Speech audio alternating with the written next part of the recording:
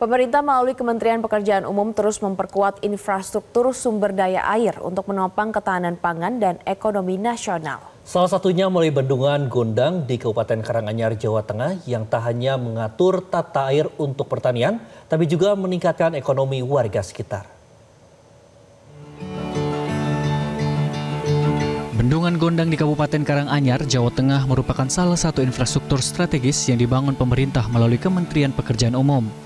Daerah irigasi Gondang terdiri dari 13 irigasi, 12 bendung, dan 4 waduk.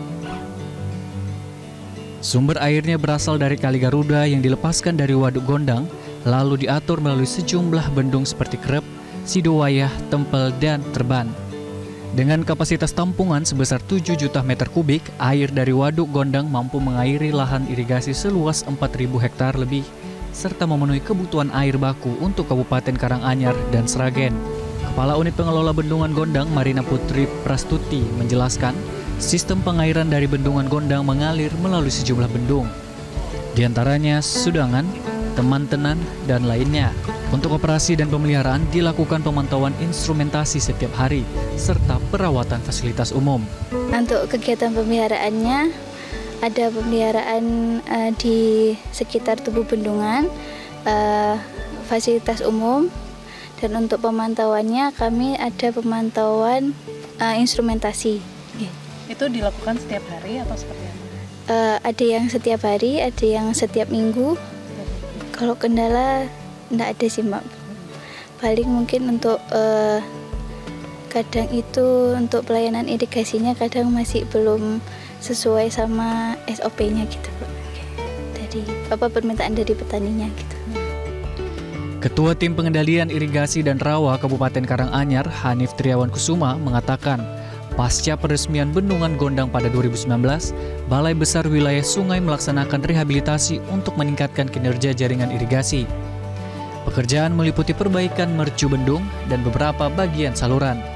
Bendung Teman-Tenan merupakan salah satu bangunan utama dalam sistem jaringan irigasi Bendungan Gondang di Kabupaten Karanganyar. Bendung ini melayani areal irigasi sekitar 200 hektar, terdiri dari 40 hektar di sisi kanan dan 160 hektar di sisi kiri.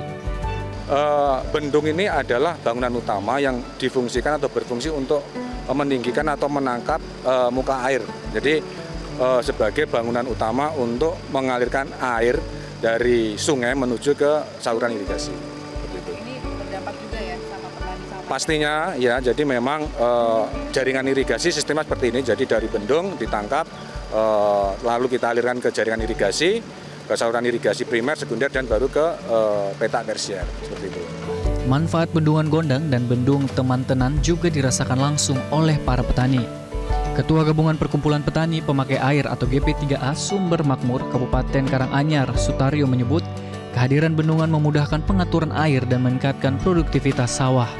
Sebelum adanya rehabilitasi Bendung Temanten, petani harus membuat bendung sederhana dari tanah dan batu. Namun kini pengaturan air lebih mudah dan terukur, sehingga hasil panen bisa 2 hingga 3 kali dalam setahun.